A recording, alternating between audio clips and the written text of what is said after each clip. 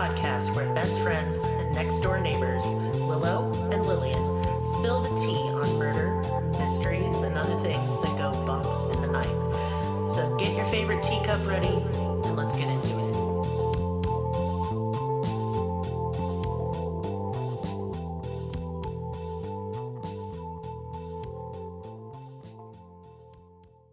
Welcome to Cruel Tea Podcast. This is Lillian, and with me is Merris. Hello. Hello, and I said that all crazy, like I'm on NPR. That's fine. Maybe one day you will be. Oh, I don't think I could control my potty mouth long enough. I'd have to be given pills. This is or something. NPR with Lillian Asterius. Go fuck you. yourself. Yeah. Yeah, I love NPR though. Of course I do. Well, that's because we're Woke liberal scum. As I said before, does the opposite of woke mean that they're sleeping like Snorlaxes? Like, Yeah, let's call them all Snorlaxes. Okay, Sneeple or Sleeple. Sneeple. Oh, it doesn't even make sense. I was going to say Sleeple because it's the opposite of woke.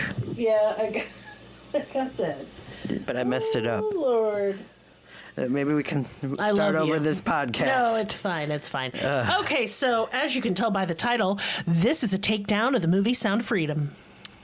What is the sound of freedom? Is it yelling? No, it's an eagle going, caw. Oh. That's what it is, yeah. Okay. And an American flag whipping in the breeze. That's my flag impression. Yeah, and then caw, and Yeah. fireworks and guns Yeah. and America. Yeah. So I got to put a trigger warning on this. Is there UFOs in here? No. Oh. But there's Satan. Oh. That's almost good. I like it when Satan is the alien. Like, that's the surprise ending. Yeah, what is that book called? It's like Children of Men by like Arthur C. Clarke. That sounds like books. I don't do that. Shut up. And then like aliens invade and they make everything better, but when they finally show themselves, they look like the devil. I feel like I would love that ending for Earth. Oh, yeah. I mean, Earth's already jumped the shark, so we can do anything crazy now. The Right. writers are clearly off their tits on Yeah, something. yeah. So, okay, here's a trigger warning for you guys. Child sexual abuse. I'm going to mention it. I'm not going into any detail. But Okay, good. I mean, I'm already sad there's no aliens in here, but... I know. So, from the mysterious and now controversial Angel Studios comes Sound of Freedom, which not only has a stupid title, but also has a dubious, at best, dubious, like, theme at best, and propaganda at worst premise. Federal agent heroically saves children from human traffickers, only then to discover that, like, one of the kids he saved, sister, is still being held captive by said traffickers, and now he must defy even the law to rescue her. So yeah, this next statement is going to seem confusing, but satanic panic has gone mainstream, boys. Oh. And though this movie isn't about Satan or any panicking on his behalf, it is about the whole save the children thing, QAnon, baby blood drinking space laser lizards. I haven't kept up on my favorite Q. Oh, Mike the Pillow Guy? Yeah, I do mention him. I love the My Pillow Man, but let's get into that then. Oh, don't worry. So the movie has an overall positive rating. Why then do I have a problem with it? Well, buckle up, Buttercup. This is on Merris Monday for a reason. Oh, it better be, because there aren't any aliens. There are conspiracies, charges of grooming, QAnon tie-ins, and so much more. And this movie has the audacity. So let's get started. Yeah. Just a heads up, if you've seen this movie and you liked it, that's okay. It's just important to know when we're being manipulated by propaganda. You can like it and know it's propaganda. I don't know if I can be friends with someone that likes it. Well, I can, as long as they're educated that it is propaganda. I mean, underneath all the bullshit around this movie, it's just a mediocre action movie. I mean, if it's like good in the way The Room is good with Tommy Wiseau. No, I watched an hour. It's all I could get through. Oh, okay. I didn't know you watched that much of it. Yeah. Dang. Well, I'm committed. So what's up with Angel Studios? And this is the studio that put out this stupid movie. They're the production company that made this movie, and so let's get into who runs it. In 2009, a man named Jeffrey Harmon was at Brigham Young University. And he is one of 9 siblings from a conservative Mormon family. Here, Jeffrey met somebody. This is so stupid. That this is how this movie got started. So Jeffrey met somebody called Dr. Robert Wagstaff, or like he liked to be called Dr. Bob. And Dr. Bob had made a revolutionary tongue scraper.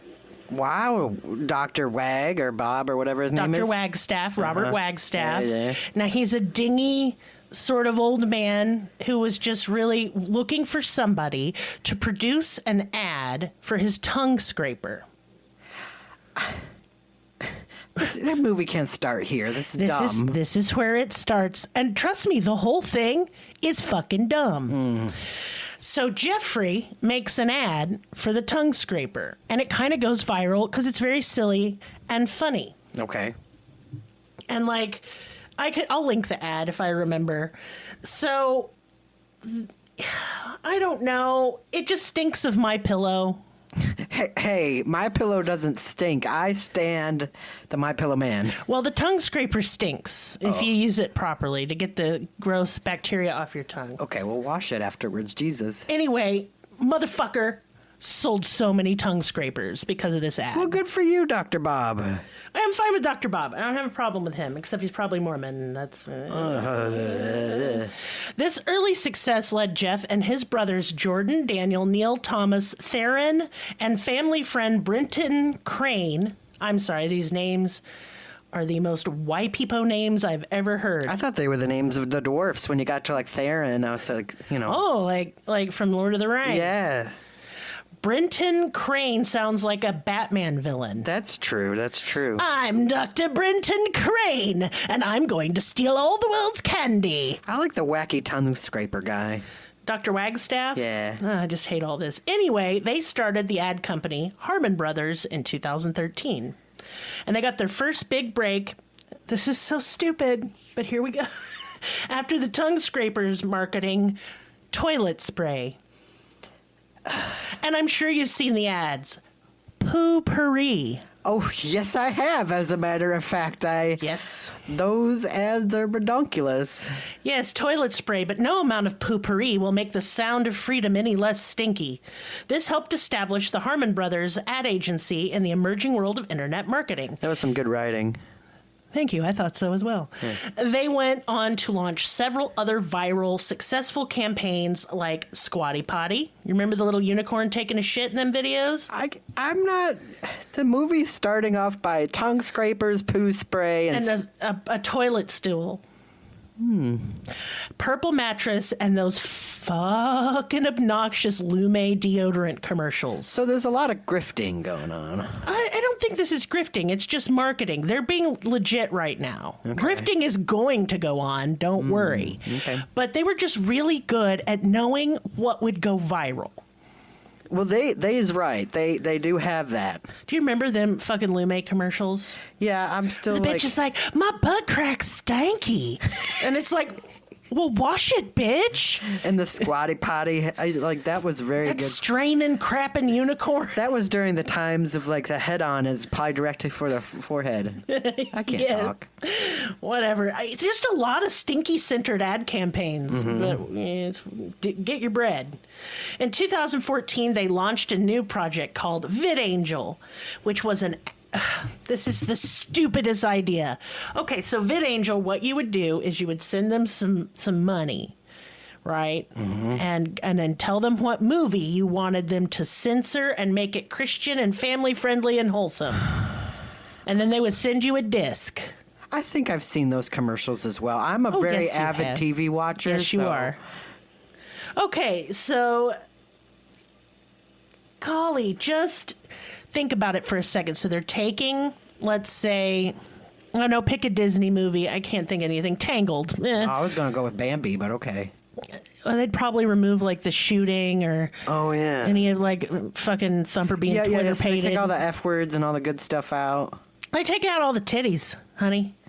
They're taking out all the tits. We got to take them out. Right? Titties is only wholesome and good. Only good things come from titties. Yeah, titty milk and titty warmth and nipples and... Yeah. Who don't love titties? We should just dedicate a podcast to titties. You could talk about titties all day long. I would, yeah. You yeeted yours, though. I did yeet the teat.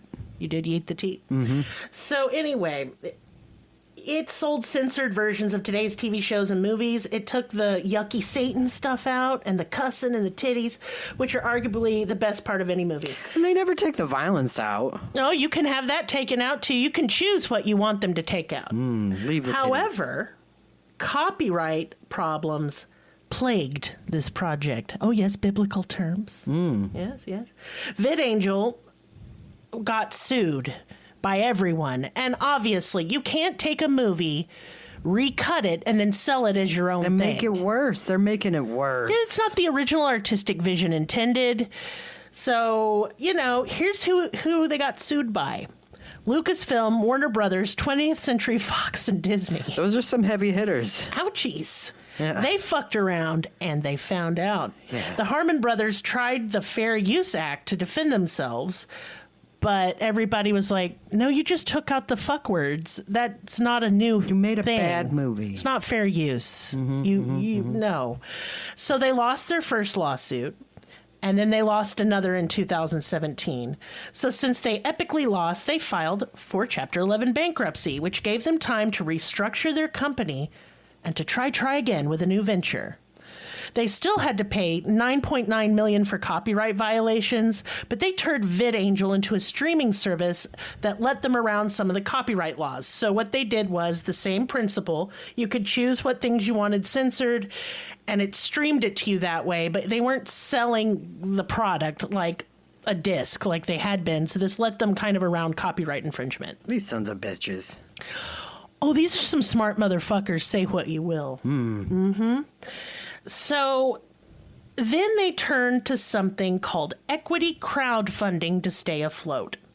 So what is equity crowdfunding? We know what regular crowdfunding is, right? Are these like equity investors or something? Kind of. So what happens is that person owns a little piece of that company for their little donation. Right. And for example, on VidAngel, when you're like streaming a show or something, now VidAngel's totally free to download. It's a free app. Okay.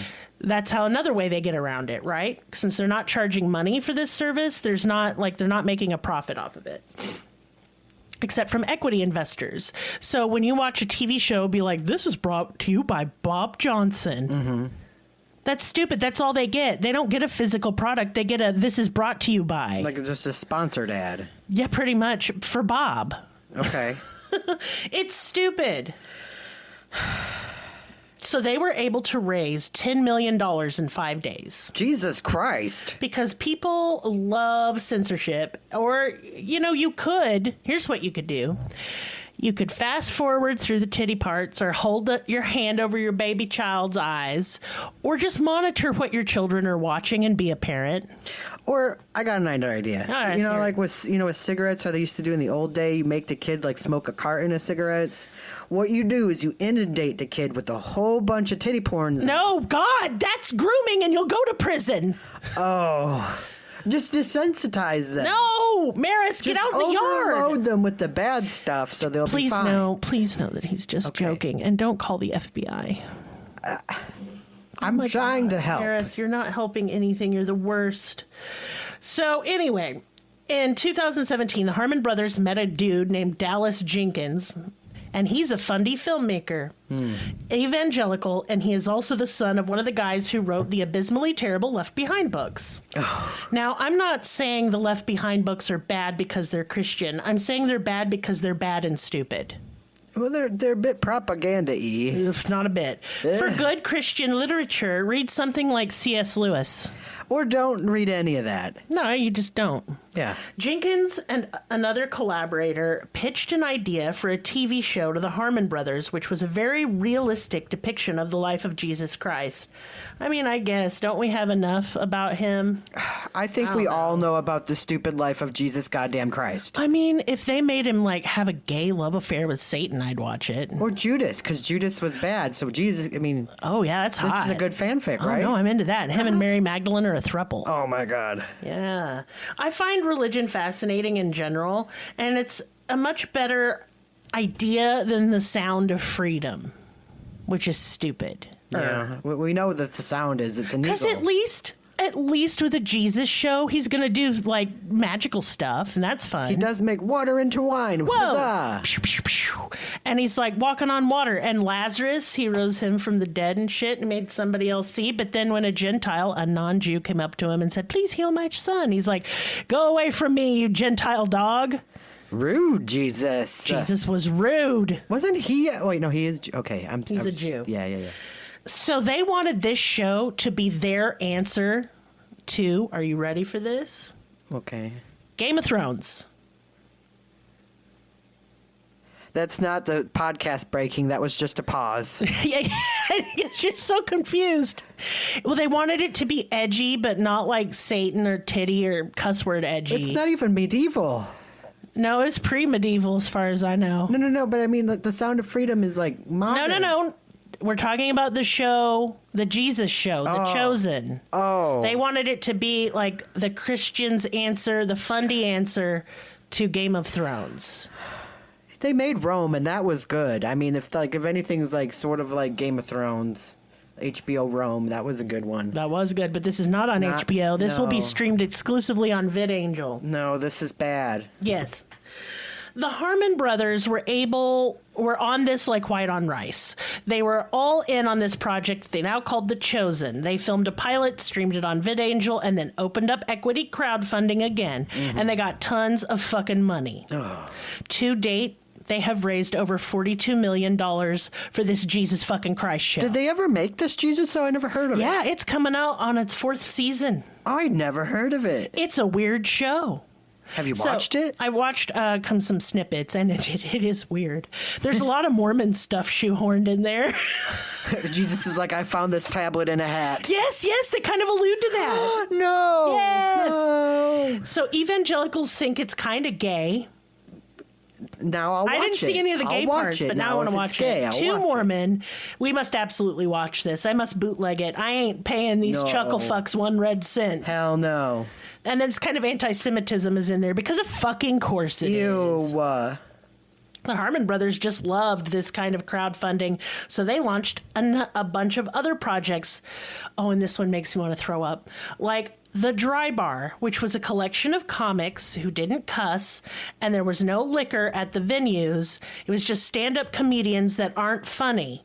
They're just making fun of millennials and wokeness. So they're sleepers. Yeah, and they're just boomers, old boomers, who are just like, millennials putting avocados on toast. Pee, pee, pee, pee, pee. Did you know millennials have little, like, ponytails and beards? Idiots, and they buy pumpkin spice lattes instead of paying their rent. And IPAs or whatever those beers are. I mean, drink. IPAs, I'm not into them. I don't like beer. It's gross. No, it is gross. It's just like, it is liquid bread. Yeah, it tastes like if you put bread in some water and then left it alone for a couple days. Ew. God, I'm a pee-pee baby. I just want pee-pee baby drinks. So this was a real big success, their dry bar shit, because fundies don't have no sense of humor. No. I mean, they're the joke. Right? The Harmon brothers were good at making lame things go viral, but they needed more money, more projects. So they split into 2 companies after all that success. VidAngel Video, which kept the streaming shit and censorship stuff. The Harmon brothers sold this off. And the other side of the split was Angel Studios. And they were all about original content creation. They started this venture in 2021.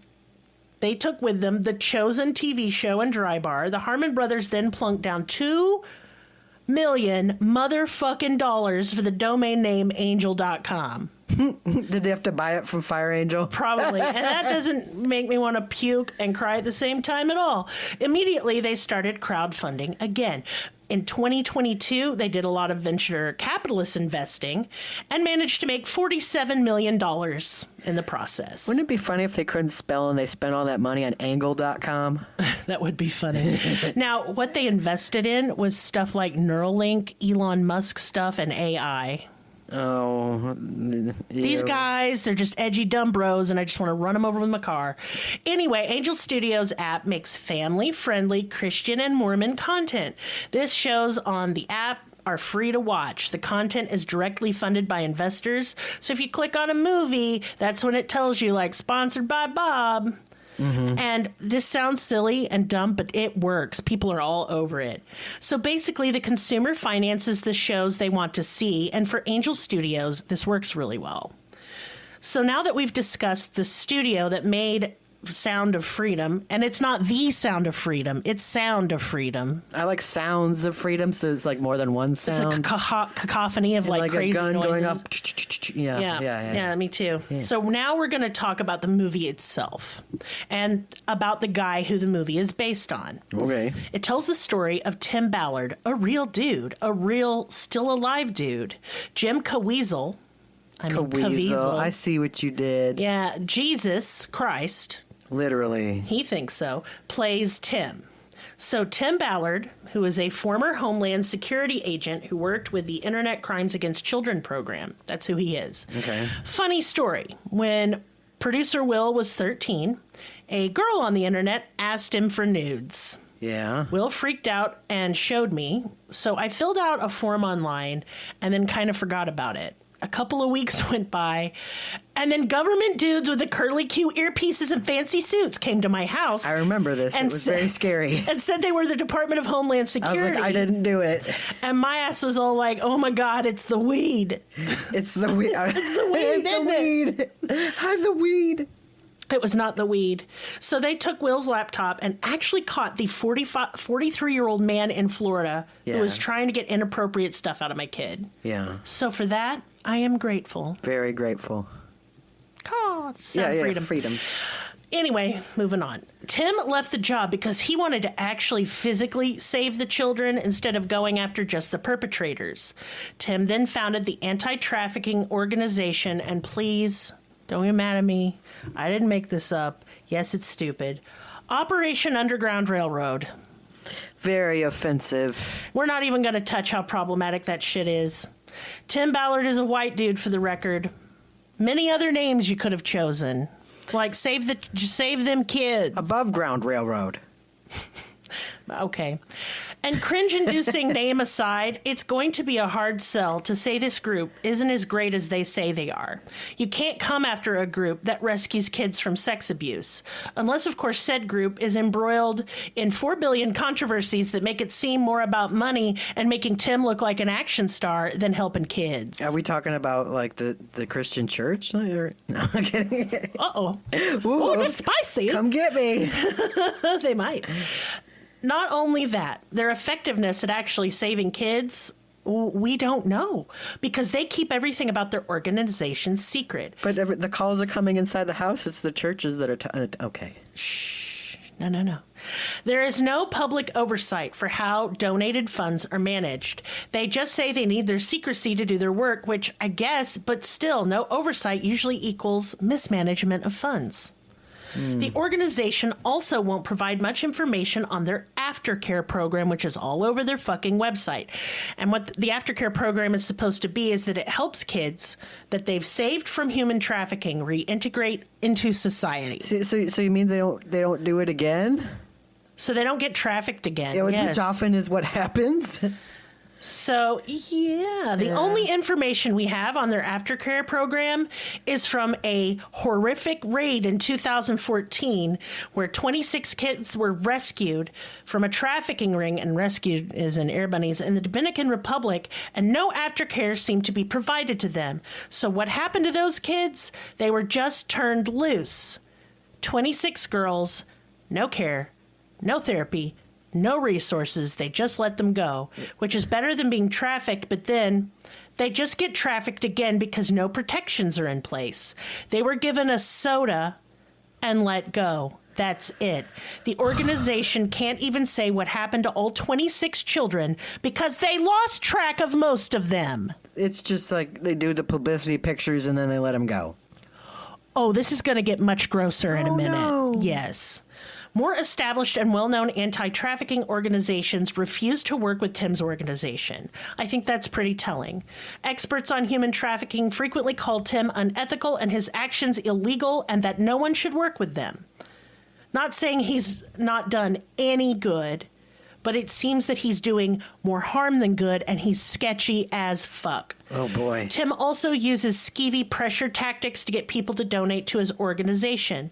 Let's take the racist-ass name, which black organizations have nicely asked him to change. Naturally, he hasn't because, well, you do the math and think about it. Now, as they refuse to change the name, on their ads, they feature almost exclusively black and Latino children being saved by white dudes. Oh, gross. It's so fucking gross. Sorry, y'all, I'm pissed. No, this guy is gross. I want to fucking... Somebody needs to save him from me. Right. In 2017, this is the worst part of the whole story, by the way. No. Well, it's not the worst, but it just is the most ridiculous. Tim proudly accepted a painting of him and his wife. In the painting, he is carrying a black child down a literal railroad as Harriet fucking Tubman stands to the side looking at Tim as though he's Jesus. I love those paintings of Trump where he's looking all muscly and he's like punching Hillary. Yeah, it's really good. And he's like punching the devil, and there's like an eagle. Yeah, and he's like on top of a tank. Wow. Yeah. I wish someone would do. If there's any artists out there who want to paint me doing ridiculous, heroic things, go right ahead. Awesome. What the absolute fuck is wrong with these people? I don't know, because I feel it's all like that mayonnaise and milk they're drinking. They're from a different planet. I don't get it. Okay, so I'm going to break down that raid in 2014. All right. So I listened to an interview with writer Meg Conley, who used to work with Tim Ballard and his organization. It was very eye-opening. She worked with Tim on that 2014 raid in the Dominican Republic. She was 28 at the time. Her father had just recently passed away. She was a stay-at-home mom of 2 children. So she was looking for something to do, something to distract her from the grief, important work. She just wanted a purpose. One day, Meg received a call from Tim Ballard, who had gone to church with her parents. This is how he found out about her and how he found out she was looking for something to do with herself during an intense period of grief and isolation. Being a staying-at-home mom can be very isolating. Meg was writing a mommy blog at the time, and it was clear that Tim, who had just started his organization, wanted some publicity for it. So he asked Meg to go with him on a raid in the Dominican Republic. I'm going to pause right here in my notes and say, what the fuck? That's police stuff. I'm a mommy blogger. Please do not take me to the DR. You can't just put on a Spider-Man costume. You ain't no Spidey-Man. I'm no Spoodermans. No. I can't shoot no webbing. Yeah. I am not bulletproof in any capacity. I know. No. Also, mosquitoes and like fucking cholera and like it's scary with it. No. No. My white ass, no. No. God. Go get a real job. So she was like, I don't know. But then he's like, he liked her writing. He told her she was a good observer. He love bombed her or something. He did. Buttered her So up. he wanted her to document this raid. And Meg said she was too naive at the time to question Tim and to know what she was getting into. When they arrived in the Dominican Republic, they went to a house where they were staging this raid. Meg was surprised to see a camera crew there. She wasn't expecting that because that's weird. This is about kids, not about filming, but, you know, you do you. Uh-oh, there you just pointed something out. Oh no, what is it? So she was then told they filmed all their jumps, which were their raids, because they wanted to make it a TV series to raise awareness and to get more people involved in anti-trafficking. Oh no. Now, that being said, you can see this very raid on YouTube, and I will be linking it. You'll do your own. You look at it. Do your own research. Yeah, you should. Meg found the whole experience up to this point very cinematic. Tim stood in front of a whiteboard with like floor plans laid out on it and like red string, and everyone is all hepped up to go save some children.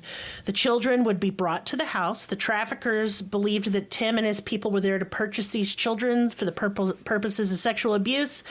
Meg was assigned to sit in a corner basically and blow up balloons so it looks like from the outside like a fun party for the children. Okay. Well, it weird. would put the traffickers at ease. Yeah. That they were expecting children, so they're preparing for children. It's so gross. Mm-hmm. Tim and his team put the kids on a bus and brought them to the house. Meg gave them sodas, and the kids just started having fun at a pool that was at this house. Meg was very nervous and didn't understand what was going on. The kids were all middle school and high school age, and not all of them were even children. In fact, a vast majority of them were above the age of 18. Okay. Tim told Meg that he acquired the children the same way he always did. He and his team would go to a town in the global south somewhere and ask about trafficked kids, like, hey, where can I get me some kids? That's so stupid and weird. The traffickers then tell them, like, hey, man, I can hook you up. Gross. But then Meg never really found out what happened to the traffickers. It just seemed like they got paid, because the people they're interacting with at this raid aren't the big fish, okay? These are just small-time guys that work for the cartels. Okay. If you're wanting to stop trafficking, that means you have to take down the fucking cartels in the Dominican Republic. Which is not something we can do as long as we have a war on drugs. Yes, you see how fucking complicated human trafficking No, I get it. It's just dumb. You just can't go America in there. No, you can't just America yourself into places. Because here's the thing. He went there and he asked for children. He created He's that trafficker. He's the trafficker. Right. Yeah. If he hadn't been there, those girls, most of those girls, They would be home by now. 85% of the 26 kids that were rescued had never been trafficked before. So he's the trafficker. So they were just traumatized and given a free soda. Right. And with like a weird camera crew to make it look like they're doing something. They had no fucking clue what was going on. They were given no resources. They were just released into the winds. Right. And so, all right. So then she's sitting out there and the traffickers come to the house and they go inside the house. She's at the pool with the kids. Yeah. And she's like, okay, all that's going to happen in there.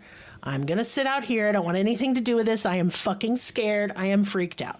Right. Go home and get Starbucks or Except something. one of the members of Tim's team opens the door and he's like, hey, Meg, come in here real quick. Uh-oh. And she's like, I don't want to do that. But No. she did because she doesn't know what to do. She doesn't know what's going on. Right. So she goes in there and she finds Tim sitting at this table with a pile of money. And he's really putting it on, like, for the traffickers, you know. Okay. He's yucking it up with these scumbags. And then all of a sudden the raid happens, meaning the police show up. Oh, God. And she runs out the door because she's like, Right. of course. And they make her get back in the house and they like push her to the ground and handcuff her. Oh, Jesus. Everything's fine. Of course, she gets out. They arrest the couple, like, I think it's 2 dudes and 1 woman. And they take the kids and let them go after a couple weeks. And they've lost track of almost all of them. I'm sure a lot of them were thrust right back into a trafficking situation. Right. I fucking hate this guy. Yeah. He's just the worst. Yeah. And now all of those kids are lost. They got a free soda and a swim in a pool. He was just filming it just basically to make it look like he was doing something. After being traumatized and trafficked because Tim had gone into an area and demanded a bunch of kids. Yeah. So yeah, we shouldn't be making movies about this guy. If we want to save the children, this isn't the way to do it. It's gross. It doesn't work. Those kids just got trafficked again. Research shows that these anti-trafficking raids do not work. The traffickers arrested are just goons and henchmen. These aren't the guys in charge of the cartels that run the rings. They're small, petty criminals, and there are plenty more of these guys to take the arrested guy's place. Right. Here's what prevents human trafficking: social safety nets and social programs. Are you talking about socialism, Lily? I am. You know how we feel about socialism. I don't give a fuck. Here's some real talk for you. Human trafficking is typically started by the family of the children. Traffickers go into poor towns that have drug and addiction issues and prey on desperate people who are poor, starving, and struggling. They convince them to sell their own children. This happens all over the world. It happens here, and it definitely happens in whatever state you're listening from. Anti-trafficking raids are ineffective for a variety of reasons, fucking obviously. Mm-hmm. Even with all this crap, the movie has done amazing. It's earned $172 million to date. So you'd think that means asses in movie seats, right? Mm-hmm. Remember their equity investing? Yeah, private equity investors ruin a lot of stuff, is what I've learned. They sure do. Yeah, well, they did this for The Sound of Freedom, too. And any movie that says the title of the movie in the movie isn't worth $172 million. Do you hear They that? literally say the title of the fucking movie is like, do you hear that? Jim Cavizil. And they're like, what? He goes, that's the sound of freedom. Squirk. My favorite fact about Jim Caviezel, have we talked about this? You can. Tell your favorite fact. My favorite fact about Jim Caviezel, the guy that played Jesus in The Jesus, Passion. yes. Yeah, Jesus in The The Thrashing Passion of the Crust, indeed, yes, Best yes. movie ever, was when he got hit by lightning twice in that movie. God didn't like it. God said no. God said the day no, He did say the no, big and time. he just kept continuing. Anyway, that's my favorite Jim Caviezel fact. Yes. Mel Gibson was a financial contributor to this movie, too. Well, so- why is that no surprise? No surprises here. So basically, it was figured out that investors bought an average of 60 tickets each. So now we have no idea how many actual living, breathing people saw this movie. So the ticket sales are very, very, very inflated. Angel Studios has been accused of buying out whole movie theaters. They exploited their equity investment system to inflate ticket sales and make the movie look more successful than it was. Well, good for them, I guess. I don't know what to, So now we're going to talk about QAnon in this fucking movie. Oh, boy. Because of course. Now I've learned to hate this letter. Q? Yeah. Yeah, it's dumb. So speaking of Tim Ballard again, in early 2020, he denounced QAnon entirely. The adrenochrome pizza parlor saved the children from Wayfair cabinets and the My Pillow guys coke habit. He said they were ill-informed, but now he's literally doing Trump's interview with Trump. Like, they had Trump watch the movie, and they're like, what'd you like about the movie? And this is what he said. It's Hamburgers? So funny. Yeah. No, he's like, oh, I really liked the beginning of the film. And also the ending was very impactful. And the middle was really great. He was just like, it was a movie, and I saw it, and I felt my diaper. I'm surprised he saw it and didn't like fall asleep during it or something. I'm sure he did. I'm like, okay, Peepaw, back to bed for you. Right. Yeah, and literally in this interview, because Trump, of course, he endorses it. Tim Ballard is saying that babies in Africa are being farmed for satanic rituals. If true, very Upsetting. Believe whatever you want except that shit. Why? It's fucking stupid. No, they're not. big if true. They're not that into Satan in Africa. You know they have different religions over there. I'm sure they got Satan over there I too. mean, there's a lot of Muslim and a lot of like fucking missionaries made people Christian, unfortunately. But a lot of the tribes out there and stuff don't. They have their I like want to see ancestors. these and shit. human farms. They don't exist. Ugh. Another push in the movie's prominence was the supposed problems that AMC theaters had in showing it. And you saw this all over TikTok back in July. AMC theaters were not wholesale keeping people from seeing this mediocre at best action movie. It's Taken with Jesus. That's all it is. I'd rather see it with Liam Neeson. But it almost seemed like there was a concerted effort to suggest that there was a conspiracy that AMC theaters were preventing people from seeing the movies. For example, somebody would go into a theater that is sold out, and there is no one sitting in the seats. That's because the equity investors, okay?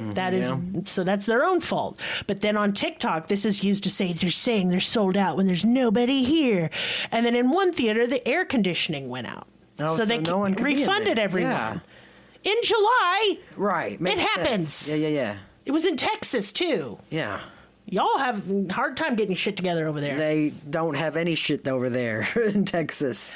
So I really believe that Angel Studios, being the smarty pants that they are, paid these influencers on TikTok and Instagram to make reels and TikToks about conspiracies around this movie. I believe that 1,000%. They can sue me. I don't give a fuck. I don't What are even they have gonna do? anything. Sue me out of my nothing? Yeah, here's my dirt. Yeah, 'Cause right. I don't really have anything. But yeah, there's no grand conspiracy to keep you from seeing this fucking stupid movie. Also to note, this episode contains a lot of Mormons. Tim Ballard is also a Mormon. Yeah, I think you definitely need content warnings for about Mormons. Oh, and any trigger warning? Yeah. Mormons. I feel warned. And to add this too, if you want to see this shitbag movie for free, Angel Studios will give you a ticket. for free. Please no. Provided by their equity investors. Can I trade it in for a Barbie ticket? No, but Barbie was awesome. Yeah. Of course we think Barbie's awesome. Woke. Yeah, because we're evil, satanic, baby, blood-drinking, queer, woke That's what we had for dinner. bitches. Babies. No, we had steak because it's my birthday and that's baby what I steaks. wanted. Anyway, so you can go see this dumpster fire in your face with their message, cheesy crap, for yourself. I will not list the source of where I saw the first hour of Sound of Freedom, but I would like to give you my review. Yes. It's bad. It's so bad it's stupid. The plot is thin. The acting is wretched. This movie has got other characters, but they all have like 2 lines. It's Jim Cavizil cheesing it up and being like, I'm a hero. I'm talking like Batman and I'm saving kids. Right. From the evil traffickers. Freedom! Woo, America! That's the movie. Yeah. I was just there. I did it for you. You don't have to watch it now. Yeah. But if you do, take their free ticket. I'm like, wear a Barbie shirt or something. Now for the cherry on top of this fundy shit Sunday. That almost rhymed.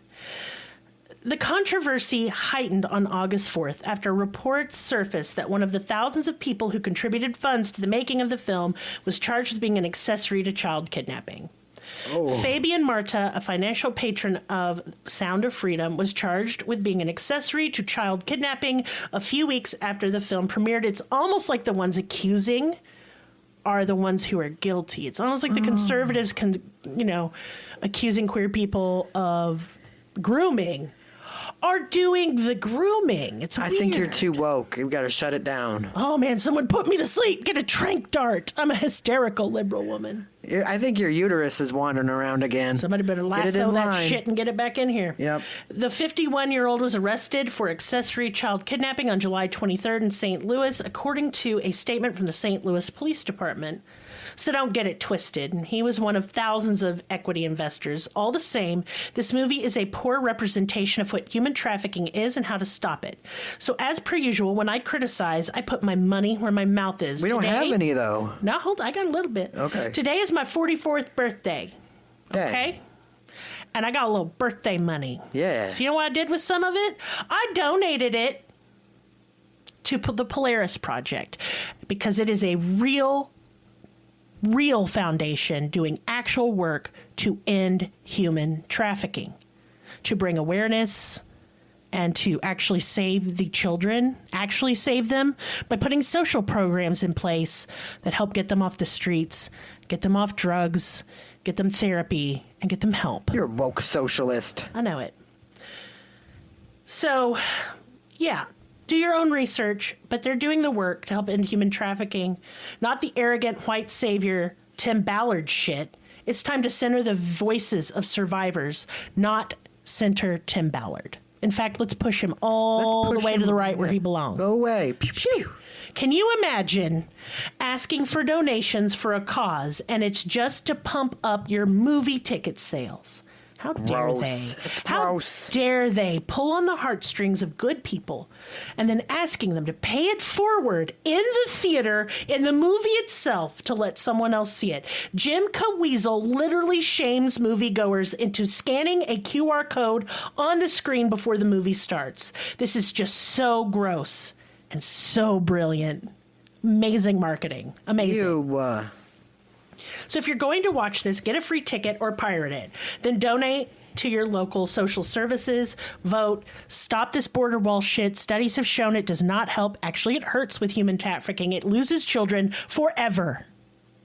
Yep. Forever. So I'm going to link Meg Connolly's interview and Fundy Friday's expose on this movie where I got some of my research, as well as the Polaris Project if you would like to donate too. Cool. Yeah. So that's this episode. I know it wasn't my usual fare, but I just really hate this shit. Mm-hmm. It makes me really mad, especially as a survivor of child sex abuse. Mm-hmm. Because Tim is just making it all about him, and he's such a blockheaded fucking, oh my God, I'll fight him. Let's fight him. He would hurt me. I don't care. It'll take the punches. I'll get the wasp spray and the machete. I'll take my glasses off even. Oh, honey. Yeah. It's a little grim. Yeah. You are very sturdy, though. You're good yeah. at I can take a You're punch. good at scrapping. Oh, yeah. So now to our the end of the portion of this podcast. Business fucking time. Business time. It's my birthday. I'm getting fucking old. You're Virgo. That's right, because I'm the best there ever was. So if you would like to say, hey, Lillian, I appreciate you for making this podcast. Happy birthday. All my deets will be in the description, including a little Amazon wish list. Please do not feel pressured to get me anything. I'm a grown adult woman. I won't be sad. But if you feel like it, go right ahead. Hell yeah. Hell yeah. Okay, so my gift sets for my soap that are coming out this Halloween, I have only like 3 left. Dang. So get in on it, because there will not be gift sets at launch. Right. It will just be, there'll be mini gift sets, but not these great big ones. So if you want in on that with my soap, please message me. I'll have all my details in the description.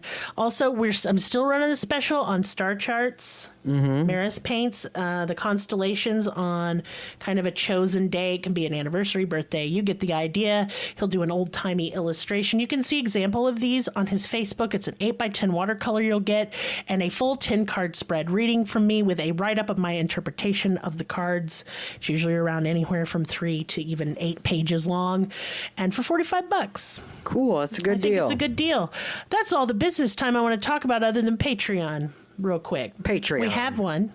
Yeah. If you want to support this podcast, that is honestly the best way to do so. We have everything from $1 tier all the way up.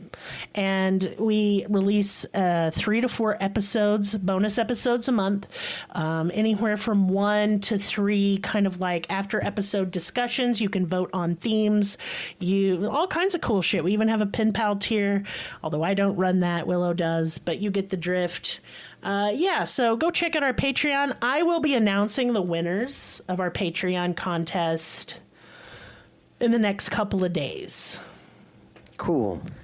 And that person won a bunch of cool shit. Awesome. And I'll be taking a picture of it, too, before I send it. So that's fun, so you can see. Because I'm going to run this contest again. Awesome. Probably not this month, but I will in October for sure. Yeah. Yeah, we're going to do something really fun for October. I have a lot of plans. Right. Anyway, if all you can do to support this podcast is listen, thank you. We appreciate you very much. You guys have been so nice to me today on my birthday. Yes. I appreciate all the nice little messages. It was very lovely to wake up to. Because I slept until like 3 p.m. Look. It's hot during the day. Yeah. I'd rather not be awake for it. Mm-hmm. We're just night owls. We've tried. How many years have we tried to get up at a regular hour? All the years that we've been together. Yeah. We can't. Why can't we do it? We suck. We will lay down at a reasonable hour, and we can't. I play Stardew until 5 a.m. You do play Stardew Valley until 5 a.m. Mm-hmm. And I'm on my phone on Reddit. Yeah. Reading to you about UFO shit. That is literally our evenings. I'm just farming. I thought you were saying I'm just farting. You're doing that as well. I could be farting. Please don't fart. I'll fart at any time, any place.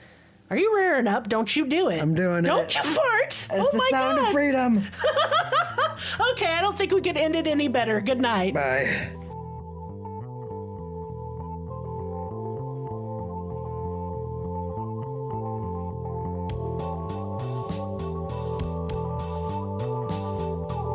Us on your social media platform of choice. Linktree/cruelty has all of the links. Check out our Patreon for exclusive episodes, merch, ad-free episodes, live ghost hunts, and much more. Please be sure to subscribe. New episodes are uploaded weekly. Thank you so much. See you next time. Music and production by Libby.